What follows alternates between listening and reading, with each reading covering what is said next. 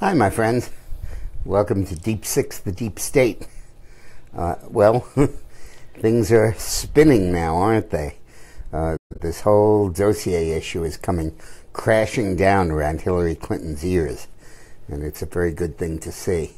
It's all the stuff that we wrote about in Rogue Spooks. It's all of these predictions coming true. In Rogue Spooks, we said that we thought that Hillary had access to the dossier all during the campaign, and that she was quoting it during the campaign as she began to raise the Russia issue. And we raised the question of how could she have access to that, and implied that very likely she had funded it. So if you want to stay one step ahead of this evolving scandal, which is now, as Trump said today, bigger than Watergate, or as big as Watergate, get a copy of Rogue Spooks. It really will help you follow it. It's like a scorecard for it. And I'm very proud that we were able to anticipate what's going on, and we're able to flag it in this book, which we wrote in the spring. So things are really going strongly now. Hillary has, well, she hasn't admitted, but her law firm has admitted that Hillary's campaign and the Democratic National Committee put up the money for the dossier, funded the dossier. Now, of course, everybody has been asking for a year now who paid for the dossier, and Hillary just sat there silently and blamed the Russians and everything, and it turns out that she was the one who funded it all along. So she knew the answer to it, she just didn't tell us. And she lied rather profusely. In her book, What Happened, she says, and I'm reading from a book now, in the summer of start here. The FBI began investigating a dossier prepared by a well-respected former British spy that contained explosive and salacious allegations about compromising information the Russians had on Trump. The intelligence community took the dossier seriously enough that it briefed both President Obama and President-elect Trump on its contents before inauguration. And no mention that it was her dossier. And believe me, it's not out of modesty that she didn't list it. She just wanted to conceal it and to make us believe that this dossier was funded by independent people who wanted to get at the truth and wanted to expose it rather than a campaign document. But the fact that now she's been caught red-handed in this lie and lied to the media constantly really creates a new reality in this whole investigation. First of all, let's understand how this is typically Hillary. This is absolutely vintage Hillary. Remember how in 1992, when Bill was running for president, and he was surrounded by allegations of sexual relationships with different women, most of the charges true, she deployed what we called, Eileen and me, the secret police, private detectives who investigated these women and came up with information to try to cow them and terrify them into silence, saying that if you tell the truth about the relationship, about your relationship with Bill Clinton, we will come up with lies about you and about your past and material about that, and ultimately intimidated the women into silence. Now, that was all done through a law firm. She hired a law firm, gave the law firm money to hire these detectives to send them out to do her dirty work and amass this negative material on women. Well, that's just what she did here. She hired a law firm, gave it all the money it needed to hire this negative research firm to hire detectives to dig up negative material on Trump. Of course, this time she passed it off as being something that she had nothing to do with. She didn't admit that she was in fact really the author of all of this stuff. But it was typical Hillary. Pretend to be above it, wear that beautiful white pantsuit to the debates. She's pure, Nobody could possibly have any doubts about that, and yet all the time she's in the trenches digging up dirt and dishing it out to the media to try to besmirch Trump. And when she couldn't find dirt, they made it up, and they put it in the dossier and promulgated it for everybody to see. It's pure Hillary, absolutely vintage Hillary. You know, people sometimes ask me, why did you turn on Hillary? Did you have angry words? And I always say, no, I never had a fight with Hillary. Never had an angry word with her. I just saw what she was doing in 1992. It didn't come out until after I left the Clinton administration. But when you look back at it and I learned what was going on, how could you possibly support a woman like this for president? Anyway, these allegations against Trump became the basis of her whole campaign. In the debates with Trump, this was the main thing she said. It was the main charge against Trump, that he was Putin's puppet. That's her phrase that she used during the debates. And she commissioned a firm to come up with negative information. They didn't find any. They made a bunch up. And then this document, that was really nothing more than a campaign brochure, became the factual basis for her campaign against Donald Trump. And that was the whole basis of it. And now, in her book, What Happened, the whole book is about that, about how it was all the Russians doing. And this was totally concocted, totally fabricated by her in this dossier, and but done arm's length, so she'd have nothing to do with it, and prepared by a British spy to lend a veneer of verisimilitude, looking like truth to it. Just incredible. And Maggie Haberman, the New York Times reporter that's been following this, said folks involved in funding this lied about it, and with sanctimony, for a year. Yeah, they sure did. You know, when you directly lie to the media, they really know it, and they really keep track of it. You can fudge, obfuscate, fail to answer differently, answer about something that would imply the wrong way. When you out and out lie to them, that's something that they don't anticipate and really are shocked by. And it's clear that these shock waves are now running through the media. Okay, but now there is a lot of basic new questions that have to be answered because of this. The first is, who gave Steele the information in the dossier? Most likely, I believe it was an intelligence agency.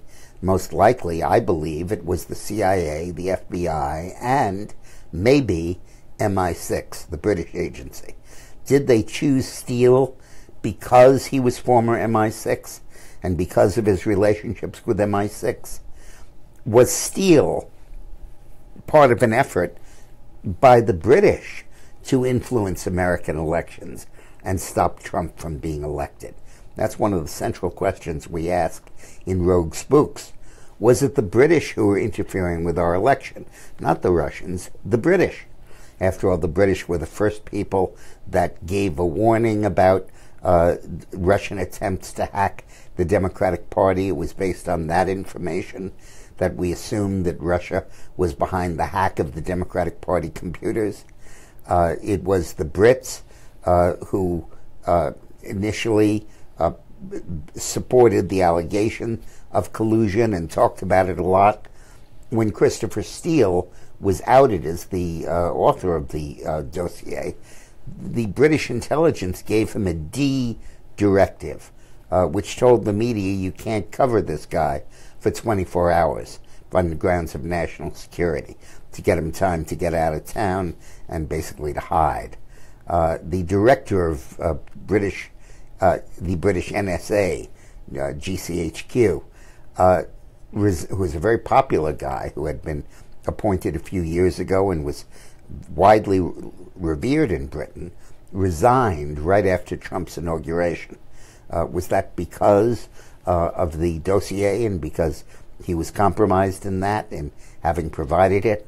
The Brits may have been deeply involved in this. Why did the Brits want to stop Trump from taking office? Well, Trump had supported Brexit, which they opposed. Trump had questioned the value of NATO. And the Brits live in a country that has been heavily infiltrated by the Russian oligarchs. So they took the idea of a new Cold War very seriously and were very upset at the idea of an American president that wanted a détente with Russia as opposed to resurrecting the Cold War. And then the next question is, was the dossier the basis for the unmasking that went on of Mike Flynn? Was it the basis for the FISA court ruling that Carter Page should be investigated, a former Trump employee, or that Manafort should be investigated? Was it the basis for the entire decision to name a special prosecutor? So what you have here is Hillary spends campaign money to do fraudulent negative research and then passes it off as not her doing. And as a result, it becomes the seminal document in the FBI and the CIA approach to the issue of Russia and the Trump campaign. It becomes the basis for the whole formulation of a special prosecutor. And that, of course, raises the question of should Mueller recuse himself. I want to read you something from the Wall Street Journal.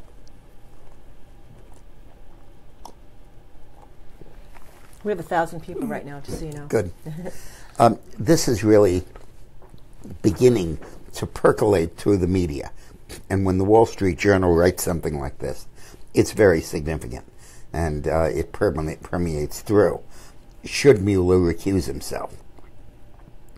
The purchase and consolidation of certain assets were facilitated by Canadian entrepreneurs, meaning Uranium, who gave large sums to the Clinton Foundation and perhaps arranged a Bill Clinton speech in Moscow for $500,000. A key transaction had to be approved by Hillary Clinton's State Department. Now we learn that before and during these transactions, the FBI had uncovered a bribery and kickback scheme involving Russia's U.S. nuclear business, and also received reports of Russian officials seeking to curry favor through donations to the Clinton Foundation.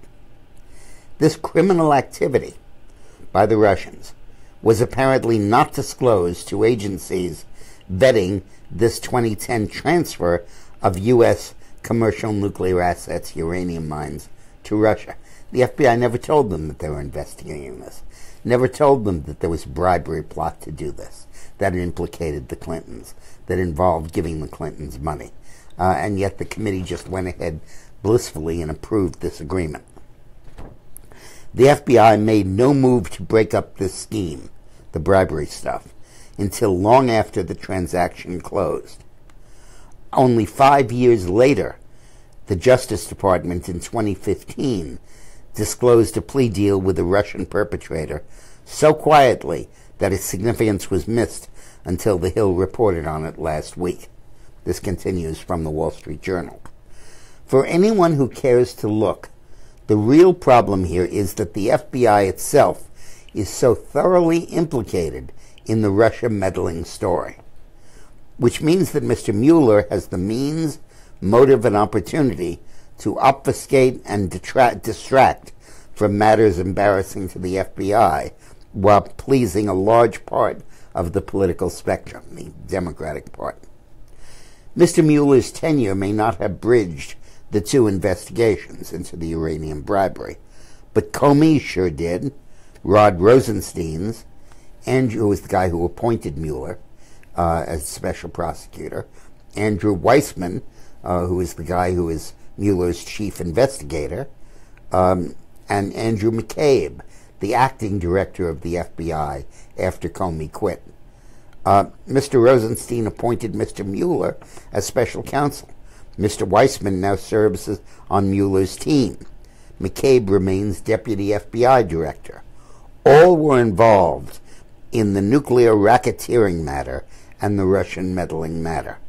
By any normal evidentiary, probative, or journalistic measure, the big story here Wall Street Journal says, is the FBI, its politicized handling of Russian matters, and not competently so.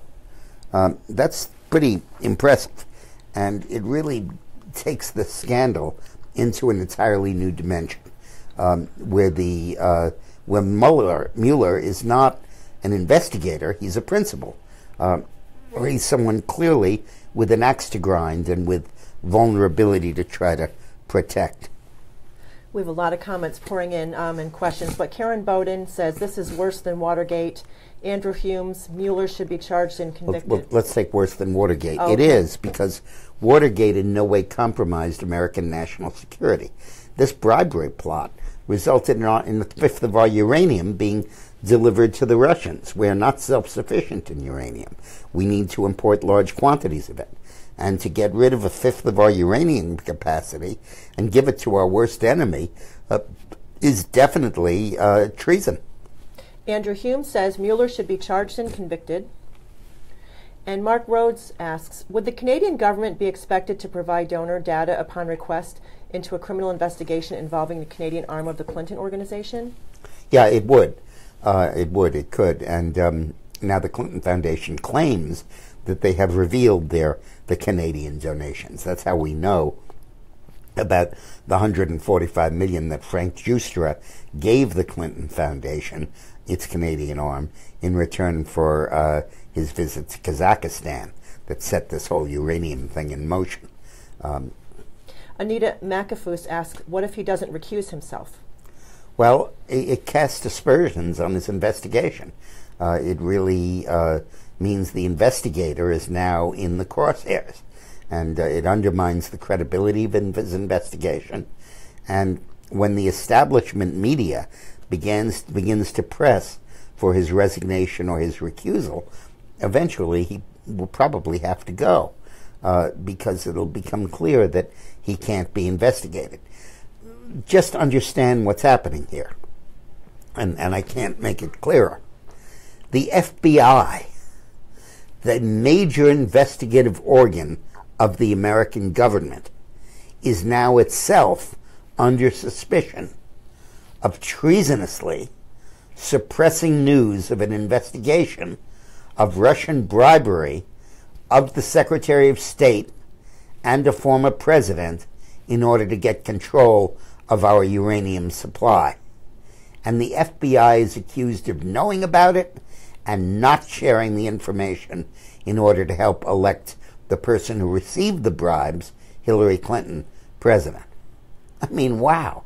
It doesn't get worse than that. We're talking here about Mueller and about McCabe and Rosenstein and all these guys, but we're also talking about the FBI per se, that the FBI itself is mixed up in this and implicated in a very negative way. William Fusey asks, if the DNC paid for the dossier, then the Obama administration should have known about it. No, that isn't necessarily true. Hillary knew about it, and she obviously did, because it was her money. It was her campaign that was funding it. It's not obviously true that Obama knew about it, because they weren't one entity. It's possible, certainly is, but we can't be sure of that. And Josh Anan asks, didn't they appoint a special prosecutor for the uranium deal today, and is he a good person to look into this? No, not that I know of, no. There needs to be one, and I think we're moving down the road to one, but I don't see it now. But you realize what a seismic shift this is? It means this whole scandal that jeopardized the Trump presidency has now run into a wall, and instead it's shifting back to jeopardize the Clintons, Obama, and the FBI. The allegations have been denied, and the alligator is being hunted. Well, Russ Nichols wants to know, how do we get those responsible prosecuted? Well, that's what we're doing now. We're in this video, and all the stuff we're doing is part of raising consciousness, so that it becomes necessary to name a special counsel and for Mueller to recuse himself. Now, yesterday, Steve Bannon, my favorite African hunter, bagged himself a rhino. He's one of the weird African hunters. He doesn't hunt for rhinos in Africa. He hunts for them in the United States. And by rhinos, I'm sure you know, it means Republicans in name only. And Jeff Flake, who is one such, bit the dust yesterday and announced that he was not going to run for re-election. And in a blast at the Republican Party, said he will not be complicit anymore in what Donald Trump is doing. He will not be silent. He said, for me to run for re-election, I would have to do things that my conscience won't permit, and all of that. Well, thanks a lot. Why didn't you let us know when you ran that you weren't really a Republican? And when you take what he's done and you look at the apostasy, the heresy, the hypocritical nature of Bob Corker in Tennessee, who was the Republican foreign policy person who was chairman of the Foreign Policy Committee and arranged for the whole Iran deal to be ratified by the Senate, he's now also basically recanted his republicanism. And John Kasich, the governor of Ohio, is making similar noises. You're looking at the breaking off of a huge chunk of ice from the glacier that is the Republican Party. And I say good riddance to it. There is nothing more important for the Republican Party than its purity. Remember that I've always said that the Democratic Party is a demographic institution. You're born into the Democratic Party. You're born black, you're born Latino, you're born to a union family, you're born you're disabled, you're gay. Your demographics make you a Democrat. But being a Republican is an intellectual proposition. You have to come to certain ideas and certain conclusions, and that makes you a Republican. That's why so many Republicans are former Democrats, like me, who were born into me because I was born Jewish, was born into the Democratic Party, but then intellectually worked our way to see how bad that was and how important the Republican Party was. And therefore it's a party that can only exist with purity. The Democratic Party exists through impurity because it's attempting to put together a coalition, the Rainbow Coalition they call it, of all different interests and ideas and patch together the differences. The Republican Party is based on certain key principles, and its adherence to those principles gives it the power and gives it the ability to sustain itself. And what Bannon is doing is cutting away those who are using the label of Republican without really being conservative. Dick, Naomi Corbett-Kelsall asks, why do you think the media is suddenly exposing all of this? Are they backtracking to try to save face? No, I think they just have to. I think that eventually when the facts change, the media has to reflect it. They can't just completely ignore it. You know, they wouldn't have viewers, they wouldn't have subscribers, they wouldn't even have advertisers. The way this got exposed, I'm sorry, was Naomi? Yes. Yeah. Naomi, the way this got exposed was that there was a lawsuit against BuzzFeed for libel by people who were libeled in the dossier, who were accused of being pawns of the Russians, or one guy sued who was accused of being the one who hacked the Democratic computer. And they said, hey, this isn't true. This is libel. This is hurting my reputation, and I am now suing BuzzFeed as the publisher of that libel. And BuzzFeed said, hey, wait a minute, hold it. Before you sue us, let's get to who wrote this dossier and who funded it. So BuzzFeed had the judge issue a subpoena to the law firm that Hillary hired that funded the dossier. And they had to admit the truth or face perjury in a lawsuit. And it was that forced the information out. And then when it comes out, the media has to comment on it. And at that point has to cover its tracks and make up for the nonsense it's been writing ever since. Elizabeth Nassel wants to know, she saw a Clinton campaign person on MSNBC, and he's insisting the dossier contains truth. Is this going to be a successful tactic? No, there is one. The only allegation in the dossier that's true is that Putin didn't like Hillary, and that Putin was rooting for Trump to win. The dossier itself is, and you read this in Rogue Spooks, is a collection of 18 different memos written over a period of time. One of the memos talks about Putin and his attitudes and his views, and that has elements of truth in it. Nothing to do with collusion and influencing the U.S. election, certainly nothing to do with Donald Trump. But the other 17 really do not have a word of truth in them. Dick, a lot of people are asking, one of them is Polly Pelham, and then Richard Reel wrote in, can we start a petition to have Mueller removed? Yeah, that's a very good idea. I will post a petition tomorrow. Would you remind me, Renee? I will, yes. Yeah, that's good. That's good. Now, I want to talk about some other things. You may remember that I have warned in the past that there were two ways to get rid of Donald Trump as president. One was impeachment, which, you know, takes 2/3 of the House and the Senate. The other is through the 25th Amendment. The 25th Amendment that was passed, I think in the 1980s, says that if the president becomes mentally ill or is incapable of discharging the duties of his office, there's a procedure for removing him. A majority of the cabinet, the vice president has to initiate it.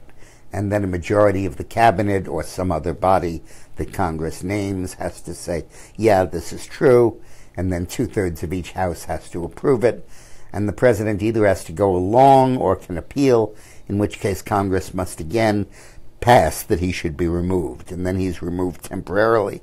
He can always ask to come back. And again, Congress makes that decision. But the adjectives the Democrats use about Donald Trump are so negative. And I've asked people to think about them and realize that these are not just random charges, epithets, adjectives. Many of them relate to the idea that he's psychotic, that he's not mentally fit. So at the center of this effort is John Gartner, Gartner, a psychologist who founded Duty to Warn, a network of mental health experts making a push into politics, and that set up something called the 25th Amendment PAC, both of which seek to remove Trump from office on the grounds that he's mentally ill. Gartner and his associates have not hesitated to diagnose the president in a variety of ways. None of them have ever met him, of course, much less analyzed him or been able to make a diagnosis, with some surmising that he is a sociopath, a narcissist, or suffers from a form of dementia. By the way, sociopath and narcissist, what the hell do you call Bill Clinton? Whatever the correct diagnosis may be, Gartner is confident that Trump is, quote, deeply and dangerously psychologically disordered, unquote. He has high hopes for the possibility of using the 25th Amendment to end a presidency for the first time in U.S. history. Of course, the amendment is only 25 years old. We hope to be the 25th Amendment what the NRA is to the Second Amendment, Gartner said, of the 25th Amendment PAC, whose use would you would use psychological language to critique Trump's behavior and policies. That is a real danger. I mean, keep it in mind. Pence obviously isn't going to go along with that, and that's a safeguard for us. But the movement to try to have Trump seen as mentally ill could develop headway, and I think it's ridiculous. You take, for example, the whole business with North Korea, who is in kind of a name-calling contest with Kim Jong-un. Have you noticed that once Trump started that, he hasn't launched any missiles? I mean, Kim Jong-un has to wonder, is Donald Trump nuts? And if he is nuts, he's got to pull in his horns. Because if Trump is nuts, he'll initiate a nuclear war and wipe out North Korea. Richard Nixon said it best. He said, and I'm quoting him now, "The duty of the President of the United States of America is to convince the General Secretary of the Communist Party of the Union of Socialist Republics that he's crazy, that he's nuts, and that there's a real chance that he could launch a nuclear war, that gives the nuclear deterrent credibility. And I think that by calling him Rocket Man and going crazy and taunting him, I think that Trump is basically convincing Kim Jong-un that maybe he's crazy and that maybe he would launch a nuclear war. And to use this and justify a 25th Amendment coup d'etat would be outrageous. Well, Tim McKeon wants to know, first of all, he says he's reading Rogue Spooks. Can the intelligence agencies be rehabilitated, and how? They sure can be. In Rogue Spooks, one of the chapters is how the FBI went from red to blue. I mean, the FBI was the group that hunted down communists and dissidents and really went after them. And the CIA was the agency that promulgated coups around the world to remove leftist regimes. And now they're being implicated in a left-wing plot to overthrow the government. And how did that happen? How did that change take place? And we write about how Brennan at the CIA and Holder at the FBI brought about this sea change that now has the FBI in the crosshairs as being itself the organ of criminality on this uranium bribe deal. Well, the way to rehab it is, of course, you appoint good people to head it, and they clean house in their agency. And I hope that that's going on.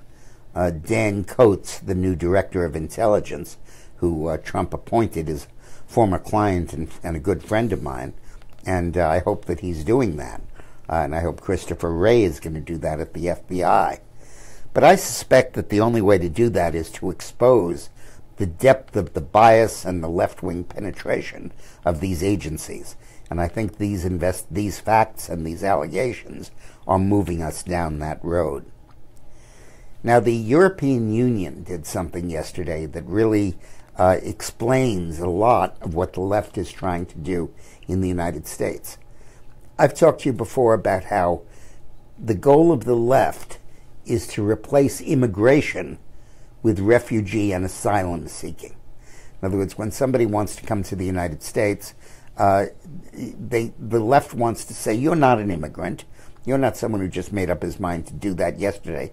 You're a refugee. You're someone who has such fears for his personal safety because of a repressive regime, or they say because of crime and gangs, that you have to flee to the United States or risk losing your life. And that's asylum seeking. And the number of asylum seekers in the United States, asylum granted, has gone from 5,000 in 2007 to 100,000 in 2016. And Sessions is working on cracking down on that, to his credit. Well, the European Union just announced mandatory asylum, in which they said each country has a certain quota of asylum seekers it must admit each year or face a cutoff of European aid. Now, Viktor Orban, the Prime Minister of Hungary, who was my client, I helped him get elected, he has been railing against that. He's got a country of 9 million people. Hungary has been losing population, and it's not like there's a vast number of Hungarians in the world.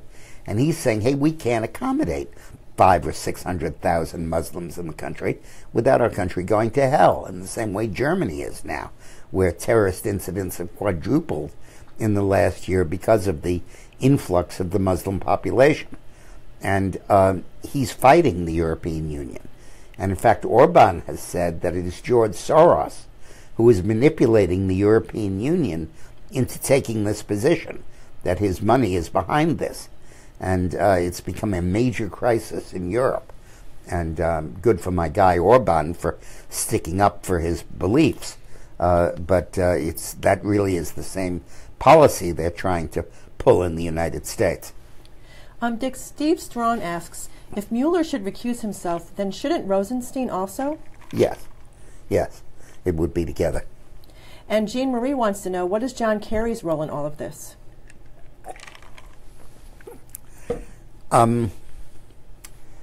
Kerry, I'm not sure. Kerry, of course, was after Hillary, starting in 2013. Well, if the FBI was investigating this, it's possible that Kerry would know about it. It's possible he wouldn't. I just don't know. And Suzanne Weatherby asks, is Jeff Sessions part of the deep state? I hope not.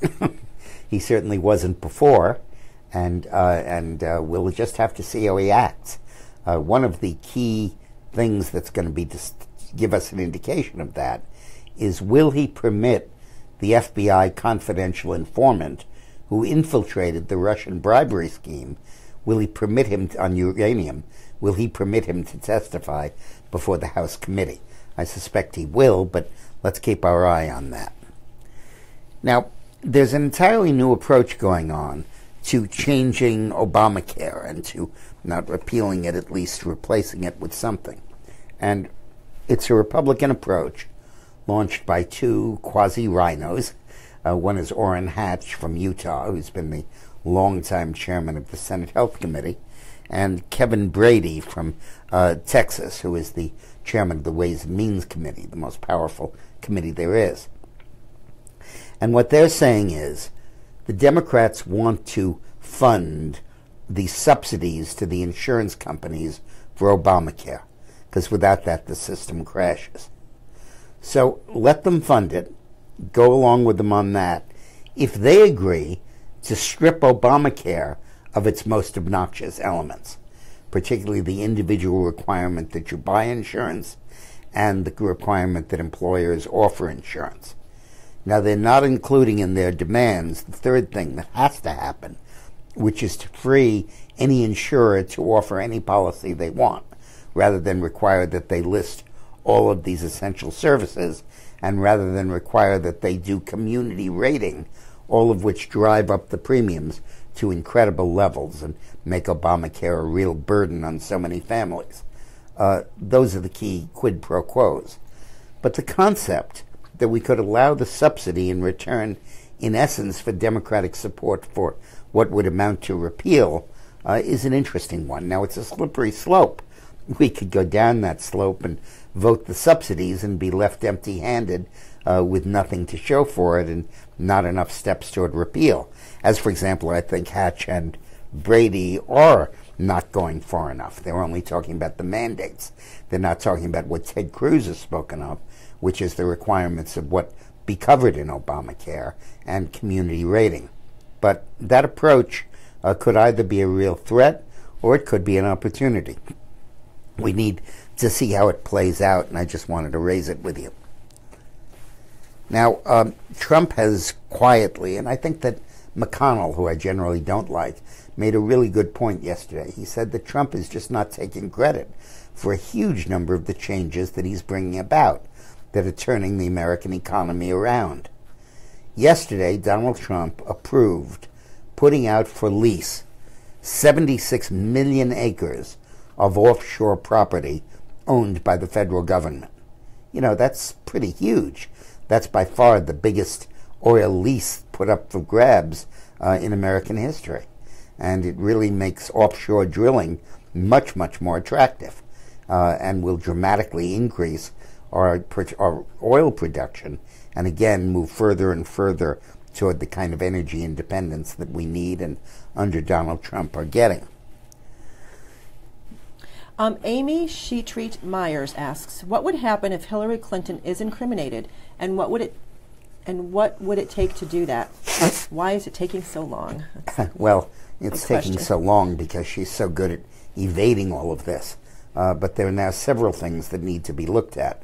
Your handling of the emails, the Clinton Foundation, the bribery, and particularly whether her vote in favor of selling uranium to Russia was influenced by the money that was paid to her and to her husband. And what you need here is a prosecutor to go into that, investigate that, and then come up with a recommendation for a prosecution. Now, from Britain comes some interesting comedy. There is a treaty on human rights, and as you know, the Declaration of Human Rights. And Britain has asked that it be amended, so that when it talks about protecting a woman's right to pregnancy and to giving birth, it be changed to a person's right, because she says that men can have children now. And what she means is that there have been 2 cases of transgender people, men who became women who got pregnant and gave birth. And she wants to eliminate the gender linkage in that treaty. Oh, my God. Now, the Department of Justice has been engaged in an activity that is really now getting exposed by Sessions. It's good stuff that he's doing on that. Remember, after the mortgage crisis, the Department of Justice began to go after banks and mortgage companies and made these huge settlements with them, like $16.6 billion with the Bank of America for fraudulent subprime mortgages. Well, that settlement money that amounts to real money goes to the Treasury, and a certain amount of it is earmarked, in this case $1 billion, to help people who were hurt by the practice. And they don't mean by that giving money to each of the mortgagors. They should, but they don't, the people that took these mortgages. What they mean is giving it to community groups that often turn out to be far left to help the welfare of mortgage holders and tenants throughout the United States. And one of the major recipients of that money is ACORN, the ultra-liberal organization that has been so controversial in the past. And these settlements have become the major source of revenue for these leftist organizations. Originally, Fannie Mae and Freddie Mac were. They gave huge amounts to leftist groups. We revealed that in our book Outrage in 2000, whatever, 8 or 9, I think. But after they folded, these settlements took their place. And the result has been massive funding of these left-wing agencies that Sessions is now moving to cut off. I just wanted to note that the Patriot Gold Group sponsors our videos, and the more you look at Kim Jong-un, and the more you look at his threatening of nuclear war, and he spoke today of a hydrogen bomb exploding in the Pacific Ocean, all of that is going to be driving up the price of gold, because when currencies go crazy and people get worried about the safety of the world, they switch their investments to gold more and more because it never loses its value. So you might want to contact the Patriot Gold Group, patriotgoldgroup.com, and Renee is posting the phone number in the comments. There is a danger that the Republicans in tax reform are going to really hurt the 401k program. And this was proposed a few days ago, and Trump said he would never do that. But now Brady, the Ways and Means chairman, is saying they may do it. And what they're proposing is horrible. It says that instead of being able to sock away $18,500 tax-free that you can on the 401ks, you could only put aside $2,500. And that will way cut back savings for the middle class. It'll reduce the only real program we have to fund our retirement. And the Social Security gets more iffy, and interest rates are low, so our own savings don't protect us, and pension funds are going broke. The 401k may be the main thing we can rely upon in our old age. And to cut back the 401ks to $2,500 a year is ridiculous. It would be forever before you can get together enough money to retire on. So I hope that doesn't happen, and if it does, we'll talk you more and more about it, and we'll launch a petition and be very active in trying to preserve the 401k program. Well, Michael Woods wants to know, will we see a drop in gas prices in the near future because of all that's going on, I guess? Yeah, I think we will. I think you're never going to see big increases. I think they're remaining going to be somewhat stable or somewhat lower because of the big change. The real change in gas prices is going to be when we stop using gasoline. And starting in 2019, a lot of car companies, Porsche and a few others, are announcing that they are no longer going to be producing gasoline cars. They'll all be electric, and some may be hydrogen. And the more that happens, obviously, the more the demand for gasoline is dropping and the more the price is going to drop. And I think that is the long-range future. Whether that'll manifest itself in the next few months or not, I just don't know. Well, I want to first mention the selfie of the day. Those are folks who are posing for pictures with rogue spooks holding the book, which is more relevant now than it has ever been. And that goes to Carol Nowatarski. Nowatarski. Carol Nowatarski Miller. Thank you, Ms. Miller. I appreciate it. And I also want to thank Daniel Freyer.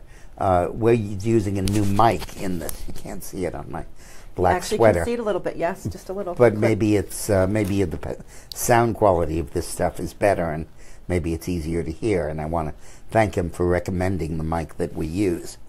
And again, if you want to order a book plate to put into your copy of Rogue Spooks, and from me, contact Renee, and the way you do that is Dick Morris Promos, one word, @gmail.com. And you send in, I will then send you an autographed book plate, and I'll put whatever message you want. Dear Harry, I'm glad you stopped being a liberal. Or Dear Bob, Merry Christmas. Or Dear Mary and Bob, Happy Anniversary. Whatever you want me to write. Thanks a lot for watching.